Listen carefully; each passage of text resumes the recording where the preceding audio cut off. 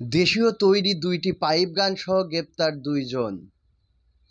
মাগুরা জেলার শ্রীপুর থানাধীন গোরস্থান মোড় এলাকা হতে দেশীয় তৈরি দুইটি পাইপ গান সহ দুইজন অস্ত্রধারী সন্ত্রাসীকে গ্রেপ্তার করেছে র্যাব-৬ ঝিনাইদহ।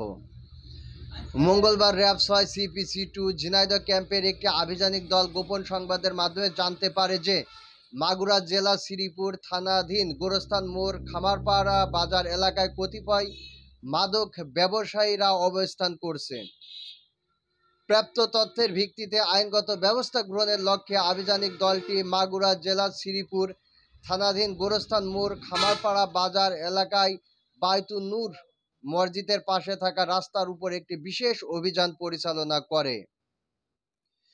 অভিযান পরিচালনার সময় মাগুরা জেলার শ্রীপুর থানা শ্রীপুর গ্রামের মোহাম্মদ গোকুল বিশ্বাসের ছেলে মোহাম্মদ মিন্টু বিশ্বাস ও মোহাম্মদ ওহিদুল বিশ্বাসের ছেলে মোহাম্মদ ইব্রাহিম বিশ্বাসকে গ্রেপ্তার করে।